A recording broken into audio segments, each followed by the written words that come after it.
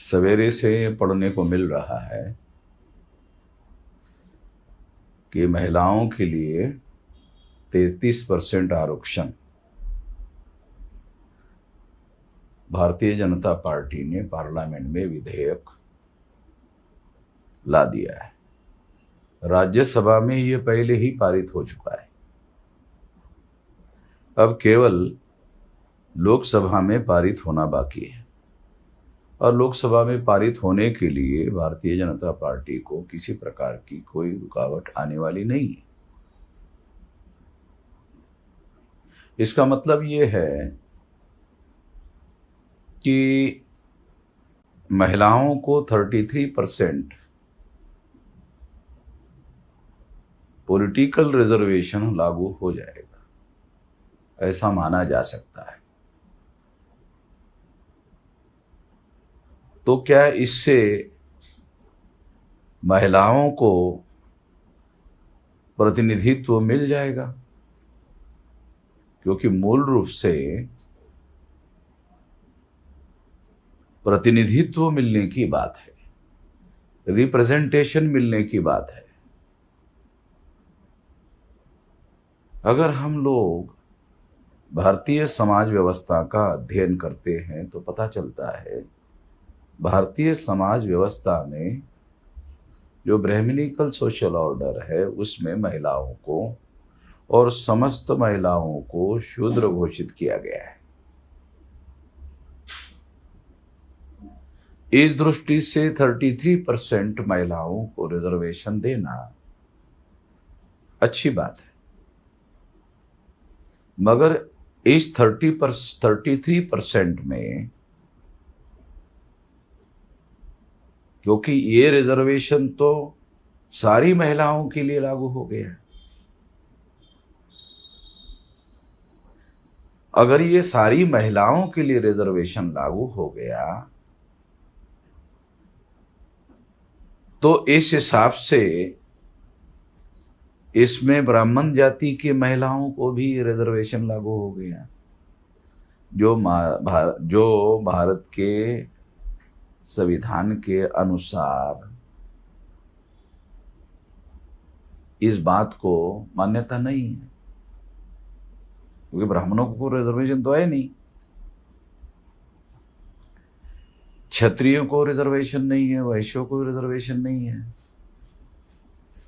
तो इन महिलाओं को भी, इनके वर्ण की महिलाओं को भी ये रिजर्वेशन लागू हो जाएगा, क्योंकि ये रिजर्वेशन समस्त महिलाओं के लिए लागू हो गया। जो शेड्यूल कास्ट और शेड्यूल ट्राइब के लोगों को 22.5% 131 मेंबर पार्लियामेंट रिजर्वेशन है, पॉलिटिकल रिजर्वेशन है। ये पॉलिटिकल रिजर्वेशन जॉइंट इलेक्टोरेट में शेड्यूल कास्ट शेड्यूल ट्राइब को है, और जॉइंट इलेक्टोरेट में शेड्यूल कास्ट शेड्यूल ट्राइब को रिजर्वेशन होने की वजह से बाबा साहब अम्बेडकर ने इसका विरोध किया था, और वो ये मांग करते थे कि शेड्यूल कास्ट और शेड्यूल ट्राइब के लोगों को सेपरेट इलेक्टोरेट होना चाहिए, और शेड्यूल ट्राइब के लोगों को, शेड्यूल कास्ट के लोगों को अपने रिप्रेजेंटेटिव चुनने का अधिकार होना चाहिए। मगर अनियंत्रित बहुमत के आधार पर गांधी और कांग्रेस के लोगों ने और ब्राह्मणों ने इसे नहीं माना और इसे लागू किया, इसे 10 साल के लिए लागू किया। मगर शेड्यूल कास्ट और शेड्यूल ट्राइब के लोगों की तरफ से हर 10 साल बाद एक्सटेंशन करने की मांग ना करने के बावजूद भी इसे हर 10 साल बाद एक्सटेंशन किया जाता है, जबकि शेड्यूल कास्ट और शेड्यूल ट्राइब के रिजर्वेशन को इंप्लीमेंट करने के लिए कानून बनाने की मांग की जाती है। शेड्यूल कास्ट शेड्यूल ट्राइब का रिजर्वेशन कानून बनाकर लागू किया जाए,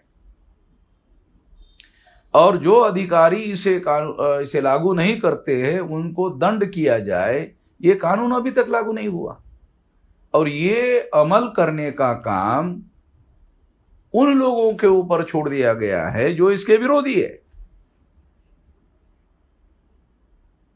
इस वजह से इसका फायदा उन लोगों को नहीं होता है। इसके बावजूद भी शेड्यूल कास्ट और शेड्यूल ट्राइब के जो पॉलिटिकल रिजर्वेशन है, जो जॉइंट इलेक्टोरेट है, और बहुतांश SC ST लोगों को ये पता ही नहीं है कि ये नॉमिनेटेड रिप्रेजेंटेशन है,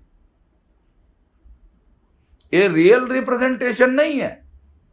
बाबा साहब आम्बेडकर इसको रियल रिप्रेजेंटेशन नहीं मानते थे। शेड्यूल कास्ट के लोगों के द्वारा इलेक्टेड रिप्रेजेंटेशन को ही वो शेड्यूल कास्ट शेड्यूल ट्राइब के लोगों के वोटों के द्वारा इलेक्टेड रिप्रेजेंटेटिव को ही वो रियल रिप्रेजेंटेटिव मानते थे। मगर ये काम ब्राह्मण, क्षत्रिय, वैश्यों के ऊपर छोड़ दिया गया, खास तौर पर ब्राह्मणों के ऊपर छोड़ दिया गया, क्योंकि कांग्रेस पार्टी ब्राह्मणों की पार्टी थी, भारतीय जनता पार्टी भी ब्राह्मणों की पार्टी है, और इन पार्टियों में क्षत्रिय और वैश्यों के लोगों को भी नॉमिनेटेड रिप्रेजेंटेशन है, क्योंकि इनकी पार्टियां तो है नहीं, ये तो ब्राह्मणों की पार्टियां हैं। और 3.5% ब्राह्मणों का ही आज पार्लियामेंट पर कब्जा है।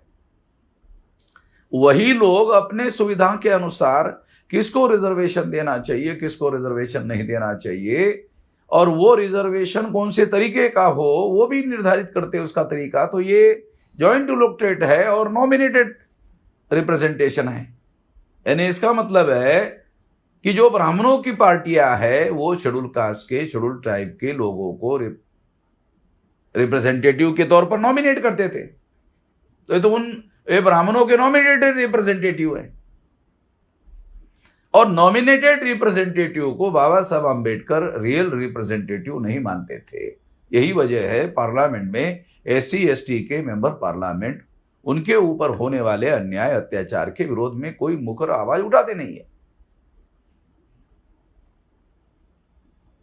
इसी तरह से अब महिलाओं को, समस्त महिलाओं को रिजर्वेशन दे दिया गया। जब रिजर्वेशन का, पॉलिटिकल रिजर्वेशन का या रिजर्वेशन का सारा कॉन्सेप्ट जो है वे ब्राह्मणिकल सोशल ऑर्डर के विरोध में जिन लोगों को प्रतिनिधित्व का अधिकार नहीं मिला उनको प्रतिनिधित्व देने की बात है। मगर जब समस्त महिलाओं को रिजर्वेशन दे दिया गया तो इसका मतलब है इसमें ब्राह्मणों की महिलाओं को भी रिप्रेजेंटेशन के नाम पर शामिल किया जाएगा। जबकि भारतीय जनता पार्टी ब्राह्मणों की पार्टी है, कांग्रेस भी ब्राह्मणों की पार्टी है, तो वो लोग उन्हीं लोगों की महिलाओं को नॉमिनेट करने का काम करेंगे और प्रचार में कहेंगे कि महिलाओं को हमने रिप्रेजेंटेशन दे दिया। मगर इससे ब्राह्मणों की महिलाओं को रिप्रेजेंटेशन मिल जाएगा और उनके संख्या से ज्यादा मिल जाएगा। 3.5% ब्राह्मणों को अगर मान लो 10%, 20% अगर वो देना चाहे 33 में, तो 20% तक ब्राह्मण महिलाओं को रिप्रेजेंटेशन दे सकते हो, जबकि उनकी संख्या 3.5% है। तो ये 2024 को चुनाव में ध्यान में रखते हुए किया हुआ मामला है, क्योंकि ये 2029 में लागू होगा। और लागू होने के बाद भी उन लोगों को इसका कोई बेनिफिट नहीं होगा। बेनिफिट अगर वास्तव में नरेंद्र मोदी बैकवर्ड क्लास के प्रधानमंत्री है, मगर यह फैसला तो नरेंद्र मोदी का किया हुआ फैसला नहीं है। पूना में RSS के लोगों ने मीटिंग की, उसमें उन्होंने निर्णय लिया और वो निर्णय नरेंद्र मोदी को कम्युनिकेट किया, और इस तरह से नरेंद्र मोदी ने उस पर ठप्पा लगाकर लागू करवा दिया। बल्कि विशेष तौर पर यह अधिवेशन बुलाया इसीलिए गया था, वो अधिवेशन के पहले RSS की मीटिंग पूना में हुई और उसमें यह रेजोल्यूशन पास किया गया, उसमें यह पास किया गया और उस पर नरेंद्र मोदी ने अमल करने का काम किया। तो ये नॉमिनेटेड रिप्रेजेंटेशन है। ब्राह्मणों के द्वारा SC ST के लोगों को नॉमिनेट किया जाता था, उसका उनको आज तक फायदा नहीं हुआ। जबकि कोई भी सरकार सेंटर में SC ST के रिप्रेजेंटेटिव के समर्थन के बगैर सेंट्रल में बहुमत किसी की नहीं बनती है। मगर चूंकि वो नॉमिनेटेड रिप्रेजेंटेशन है, इसलिए उनका कोई से नहीं है, उनकी कोई आवाज नहीं है। उसी तरह से समस्त महिलाओं को, महिला के नाम पर समस्त महिलाओं को, महिलाओं का नाम लिया जा रहा है, मगर समस्त महिलाओं को, जिसमें ब्राह्मणों की महिलाएं भी है, उनको रिप्रेजेंटेशन दिया जाएगा और प्रचार किया जाएगा कि हमने महिलाओं को रिप्रेजेंटेशन दे दिया। एक प्रकार से मैं ऐसा मानता हूं, ये एक साजिश है, षड्यंत्र है। उसके बारे में तमाम बैकवर्ड क्लासेस के लोगों को किसी प्रकार की कोई जानकारी ही नहीं। यदि नरेंद्र मोदी महिलाओं के इस आरक्षण में 52% महिलाओं को 52% ओबीसी की महिलाओं को अलग से रिजर्वेशन देते, जैसे एससी एसटी को पॉलिटिकल रिजर्वेशन दिया हुआ है, उसी तरह का ओबीसी की महिलाओं को अलग से रिजर्वेशन देते, 52% देते, तो इससे लगभग 100 के लगभग महिलाएं ओबीसी की महिलाएं 100 के लगभग, क्योंकि इसमें लगभग 181 मेंबर पार्लियामेंट महिलाओं की होगी, तो उसमें लगभग अगर 52% महिलाओं को 52% दिया जाता है, तो ये राउंड अबाउट 100% 100 के लगभग महिलाएं जो है वो बैकवर्ड क्लास की होगी, और 33% की महिलाएं एससी एसटी के कोटे से अलग से होगी। 131 में अगर वहां 33% लागू किया जाता है, तो ये लगभग 40 के लगभग 40-45 के लगभग शेड्यूल कास्ट और शेड्यूल ट्राइब में लागू होगा, और ये 100 के लगभग होगा। तो एससी एसटी ओबीसी की महिलाएं 125 से लेकर 140 तक के संख्या में महिलाएं हो सकती है। तो इससे पार्लियामेंट का जो स्वरूप है, नेचर है, इसमें कुछ हद तक बदला जा सकता है। दूसरी महत्वपूर्ण बात यह है कि एससी एसटी को जो नॉमिनेटेड रिप्रेजेंटेशन दिया गया है, यह नॉमिनेटेड रिप्रेजेंटेशन रद्द किया जाए, और जैसे बाबा साहब आंबेडकर ने 17 अगस्त 1932 को कम्युनल अवार्ड डिक्लेयर किया था, उसमें सेपरेट इलेक्टोरेट की मांग की थी, उस सेपरेट इलेक्टोरेट के तहत एससी एसटी के लोगों को पॉलिटिकल रिजर्वेशन दिया जाना चाहिए। ये एक हमारी बात है, हम इस बात की मांग कर रहे हैं और इसके लिए आने वाले समय में आंदोलन भी करेंगे। इसके अलावा ओबीसी के महिलाओं को 52% रिजर्वेशन होना चाहिए, उसका कोटा अलग होना चाहिए। टोटल 181 में 52% ओबीसी की महिलाएं होनी चाहिए। अगर सरकार ने ओबीसी की महिलाओं के लिए अलग से आरक्षण निर्धारित नहीं किया, तो इस मुद्दे पर सारे देश भर में हम आंदोलन भी करेंगे, और इस मुद्दे पर आवश्यकता हुई तो भारत बंद भी करेंगे। निश्चित रूप से इसके लिए हम आने वाले समय में ये आंदोलन और ये संघर्ष करने वाले हैं, ये हम छोड़ने वाले नहीं है। ये नॉमिनेटेड रिप्रेजेंटेशन का हम लोग विरोध करते हैं, और नॉमिनेटेड रिप्रेजेंटेशन का विरोध करना बहुत ज्यादा जायज है, क्योंकि नॉमिनेटेड रिप्रेजेंटेशन अगर मान लो ब्राह्मण नॉमिनेट करते हैं तो ब्राह्मणों की संख्या बढ़ेगी, यानी ब्राह्मणों के पार्टी का कंट्रोल बढ़ेगा, और इससे जो महिलाएं हैं उसका क्या फायदा होगा? उनको तो बोलने के लिए भी अलाउ नहीं किया जाएगा। ब्राह्मणों के पार्टी के तरफ से अगर उनकी संख्या बढ़ जाती है तो उनको पार्लियामेंट में तो बोलने भी नहीं दिया जाएगा। पार्टी की अनुमति होगी तो ही बोलेंगे। तो ये ना बोलने वाली महिलाओं को वहां केवल गिनती की संख्या करने के लिए बढ़ाया जा रहा है, रिप्रेजेंटेशन जो संविधान का शब्द प्रयोग है, रिप्रेजेंटेशन का क्या मतलब है? महिलाओं की आवाज जो है वो पार्लियामेंट में गूंजनी चाहिए। महिलाओं की आवाज गूंजेगी, जैसा प्रधानमंत्री ने कहा कि महिला की आवाज गूंजेगी। कहां से गूंजेगी? जब SC ST के लोगों की आवाज नहीं गूंजी तो महिलाओं की आवाज ज्वाइंट इलेक्टोरेट में कहां से गूंजेगी? तो ये तो बहुत संख्य लोगों को यही समझ में नहीं आता है कि सेपरेट इलेक्टोरेट क्या होता है और ज्वाइंट इलेक्टोरेट क्या होता है। ज्वाइंट इलेक्टोरेट, बाबा साहब अंबेडकर कहते हैं कि जो ज्वाइंट इलेक्टोरेट की प्रणाली है, ये ब्राह्मणों को, SC ST OBC के लोगों को नॉमिनेट करने का अधिकार बहाल करती है। ये तो उनका अधिकार हो गया, ये तो ब्राह्मणों का अधिकार हो गया, ये ब्राह्मणों की पार्टी का अधिकार हो गया।